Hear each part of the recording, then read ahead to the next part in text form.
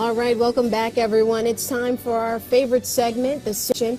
More and more seniors are working into retirement. This morning, tips on how to avoid working during your golden years. Financial professional Mike Kojonen is the owner of Principal Preservation Services. Thank you for being here with us this morning. Glad to be here, Adrian. Good morning.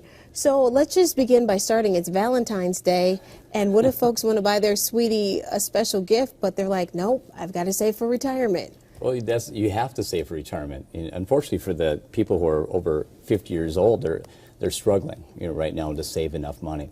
So 30% of people actually 65 years old and older are still working, and it's the statistics show that 2/3 of the baby boomers plan to keep working after age 65 because they don't have enough money saved for retirement, and because of increasing cost of health care. And they're working not just because they like to, but some of them working because they have to. Yeah. If you had to put a number on it, on average, like what percentage of the population is working past that traditional retirement age? About a third. About a third of them are still working past that. And the job outlook is looking, better than it was a couple decades ago. But what we're finding for people who are age 50 and older, when they make a job change after age 50, we're finding they get these old person type jobs, which is less skill, less responsibility, but unfortunately less pay. And that's a big impact when they're planning for retirement. What do you say to people who are at the age where they can retire, but they haven't met those goals to live? Yeah, well, there's a couple things you can do. So first is play catch up. The IRS has rules in place so you can add additional funds to your retirement plan. So you can add an extra $1,000 to your traditional Roth IRA on top of their contributions. And then if a 401k, you can add additional $6,000 in contributions on top of their maximum contributions. And so that'll help build up those savings in the latter years. And a lot of my clients have done that later in life, got a late start to retirement. Next is you want to watch over those fees, because fees can really be a direct result in the lack of growth in those retirement plans.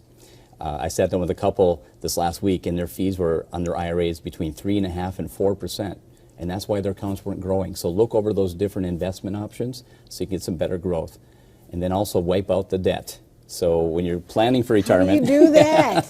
Well, having a budget, you got to live within your means, and so in retirement or near retirement, you should be out of debt as much as you can.